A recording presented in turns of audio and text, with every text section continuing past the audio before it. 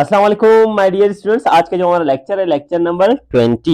इस लेक्चर में हम डिस्कस करने जा रहे हैं। हमारा टॉपिक का नाम है एवोगैड्रोस नंबर और ये हमारा लास्ट लेक्चर है जो कि हमारा फर्स्ट चैप्टर का। My dear students, Avogadro's number क्या है? देखिए, एक नंबर है, आप ऐसा समझो एक नंबर है। फॉर एग्जाम्पल कैसा नंबर है? मैंने आपको पहले भी अंडों का एग्जांपल दिया था। मैंने कहा एक दर्जन में कितने अंडे आते हैं? आपने 12। उसी तरह हम कहते हैं एक मोल में कितने पार्टिकल्स आते हैं। एक मोल, फॉर एग्जाम्पल आपको कोई कहे कि एक मोल में कितने पार्टिकल्स आएंगे, तो आप ये कहना, फॉर एग्जाम्पल एक दर्जन में 12 अंडे आते हैं, तो एक मोल में कितने पार्टिकल्स आते हैं? वो है 6.02 मल्टीप्लाई 10⁻23 पार्टिकल्स। यहां तक क्लियर है? माय डियर स्टूडेंट्स, देखिए एवोगैड्रोस नंबर को सबसे पहले जिसने डिस्कवर किया वो एक साइंटिस्ट था, इटालियन साइंटिस्ट। एक इटालियन साइंटिस्ट था, उसका नाम है एमिडियो एवोगैड्रोस। देखो, उसी के नाम से इस नंबर को एवोगैड्रोस नंबर कहते हैं। ये एवोगैड्रोस एक नंबर है और उस नंबर का जो वैल्यू है आपने याद रखना है, वो है 6.02 मल्टीप्लाई बाय 10⁻23। और this number is called Avogadro's number. My dear students, एक एग्जांपल चेक करते हैं। एग्जांपल क्या है? 1 मोल ऑफ ऑक्सीजन। एक मोल ऑफ ऑक्सीजन में कितने पार्टिकल्स होंगे? एक मोल के बारे में बात कर रहे हैं, तो 6.02 मल्टीप्लाई 10⁻23 एटम्स। अगर ये क्या है, ये एटम थे, तो यहां पे एटम लिखना है। अगर यहां पे कोई मॉलिक्यूल आया, फॉर एग्जाम्पल वाटर क्या है? मॉलिक्यूल है, तो आप कहेंगे 1 मोल ऑफ मॉलिक्यूल, कितने पार्टिकल्स आएंगे? आप कहेंगे 6.02 मल्टीप्लाई 10⁻23। अब कभी कभी यहाँ पे ना 2 3 आएगा, इसमें कंफ्यूज नहीं हो। पॉइंट के बाद ये वैल्यू में इतना चेंजिंग आ जाए, एक दो में कोई फर्क नहीं है, ठीक है, क्योंकि पॉइंट के बाद इतना वैल्यू नहीं रखता। तो ये 1 मोल ऑफ मॉलिक्यूल, किसी भी मॉलिक्यूल में, फॉर एग्जाम्पल वाटर एक मॉलिक्यूल है, 1 मोल ऑफ वाटर, उसमें कितने पार्टिकल्स आएंगे? आप कहेंगे 6.02 मल्टीप्लाई 10⁻23। यहां पे अब मॉलिक्यूल के बारे में बात करें, तो यहां पे अपने एडिट करना है, एटम की बजाय मॉलिक्यूल को इस्तेमाल करना है। माय डियर स्टूडेंट्स, यहां तक क्लियर है? माय डियर स्टूडेंट्स, अभी एवोगैड्रो नंबर से हमें क्या फायदा मिलता है और आप लोगों की लेवल तक हमने क्या क्या सीखना है इसमें। अब सबसे पहले एवोगैड्रो नंबर की वजह से हम फाइंड कर सकते हैं नंबर ऑफ एटम्स, कितने एटम हो सकते हैं। तो नंबर ऑफ एटम मालूम करने के लिए ये फार्मूला देखो, वहां पे हमने मोल्स को फाइंड करने के लिए एक फार्मूला पढ़ा। अब नंबर ऑफ एटम्स को फाइंड करने के लिए एक फार्मूला पढ़ते हैं, आपने इसी तरह याद रखना है। तो नंबर ऑफ एटम्स को मालूम करने के लिए आपने ये फार्मूला याद करना है। गिवन मास, मतलब आपको एक मास दिया जाएगा, डिवाइड करना है किसके साथ? मोलर मास के साथ, और साथ साथ मल्टीप्लाई करना है किसके साथ?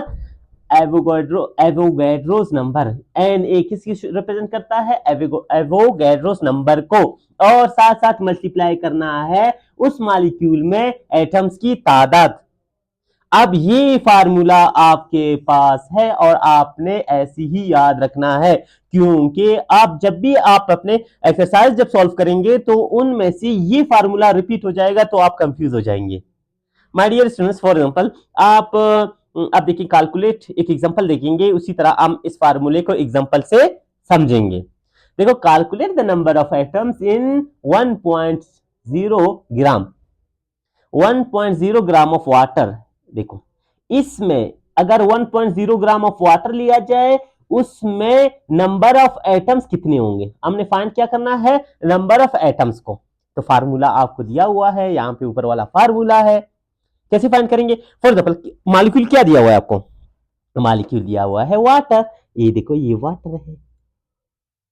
अब वाटर में कितने एटम्स हैं? 2 एटम्स है, हाइड्रोजन के, एक एटम है किसका? ऑक्सीजन का। तो दोनों मिले कितने एटम्स बन गए? 3 एटम्स, क्योंकि लास्ट में फार्मूले में पूछा था टोटल एटम्स। अब 3 एटम्स, फॉर एग्जाम्पल सबसे पहले आपने देखना है गिवन मास। गिवन मास कितना दिया हुआ है? 0.0 1.0, अब पॉइंट के बाद 0 लगा और नहीं लगा कोई मसला नहीं, तो 1 लगाया, मल्टीप्लाई करना है किसके साथ, एवोगैड्रो नंबर के साथ मल्टीप्लाई करना है। अब एवोगैड्रो का वैल्यू क्या है, 6.02 मल्टीप्लाई 10⁻23 और मल्टीप्लाई करना है। अब के बारे में किसके साथ मल्टीप्लाई करना है, नंबर ऑफ एटम्स, कितने एटम्स की तादाद है, वो 3 है, हमने वाटर के फार्मूले से फाइंड किया 3। अब साथ साथ मोलर मास, देखो मैंने आप लोगों को कहा कि पिछले लेक्चर्स को एक दफा लाजमी देख लीजिएगा, क्योंकि मोलर मास आप वहां से सीख लेंगे।